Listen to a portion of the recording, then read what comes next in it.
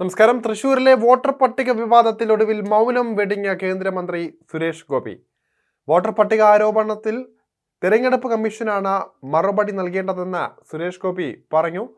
താൻ മന്ത്രിയാണെന്നും ആ ഉത്തരവാദിത്തം കാണിച്ചുവെന്നും കൂടുതൽ ചോദ്യങ്ങൾ ഉണ്ടെങ്കിൽ തെരഞ്ഞെടുപ്പ് കമ്മീഷനോട് ചോദിക്കണമെന്നും സുരേഷ് ഗോപി പറയുകയായിരുന്നു.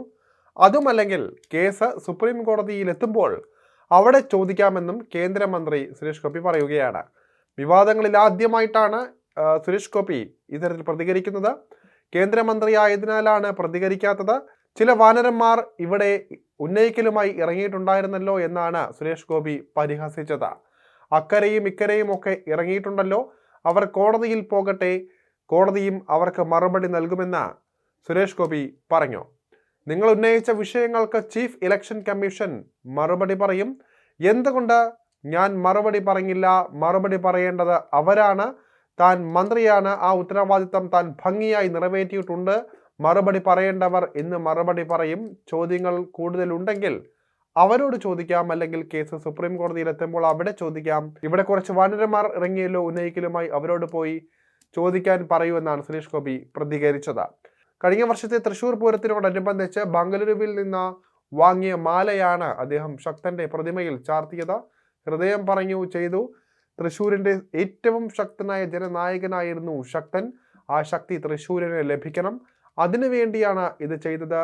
അതിനായുള്ള ആദ്യത്തെ സമർപ്പണം നടത്തിയെന്നും അദ്ദേഹം പറഞ്ഞു. കോൺഗ്രസ് നേതാവ് അനിൽ അക്കരയെ അടക്കം പരിഹസിച്ചുകൊണ്ടായിരുന്നു സുരേഷ് ഗോപിയുടെ മറുപടി.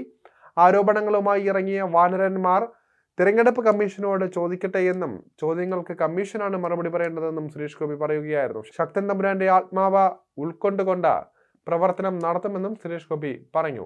ശക്തൻ തമ്പുരാൻ ശക്തനായ ഭരണാധികാരിയായിരുന്നുവെന്നും ആ ശക്തനെ തിരിച്ചു പിടിക്കുമെന്നും സുരേഷ് ഗോപി പറഞ്ഞു. തൃശ്ശൂരിലെ ശക്തൻ പ്രതിമയിൽ മാല ചാർത്തിയ ശേഷം മാധ്യമങ്ങളോട് പ്രതികരിക്കുകയായിരുന്നു സുരേഷ് ഗോപി. ഈ വർഷത്തെ ഓണാഘോഷം ശക്തനിൽ നിന്നാണ് ആരംഭിക്കുന്നതെന്ന് ഇന്ന് രാവിലെ ഗുരുവായൂർ ക്ഷേത്ര ദർശനത്തിലെത്തിയപ്പോൾ സുരേഷ് ഗോപി വ്യക്തമാക്കിയിരുന്നു. അതേസമയം സുരേഷ് ഗോപിയെ വേട്ടയാടുന്നത് ചെറുക്കാൻ BJP കോർ കമ്മിറ്റി യോഗം തീരുമാനിച്ചിട്ടുണ്ട്.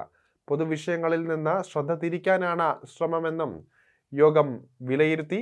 തൃശ്ശൂരിലെ ജനങ്ങളെ വിഡ്ഢികളായി ചിത്രീകരിക്കാനാണ് കോൺഗ്രസും കമ്മ്യൂണിസ്റ്റ് പാർട്ടികളും ശ്രമിക്കുന്നത് എന്ന് BJP സംസ്ഥാന general secretary advocate S. Suresh പറഞ്ഞു.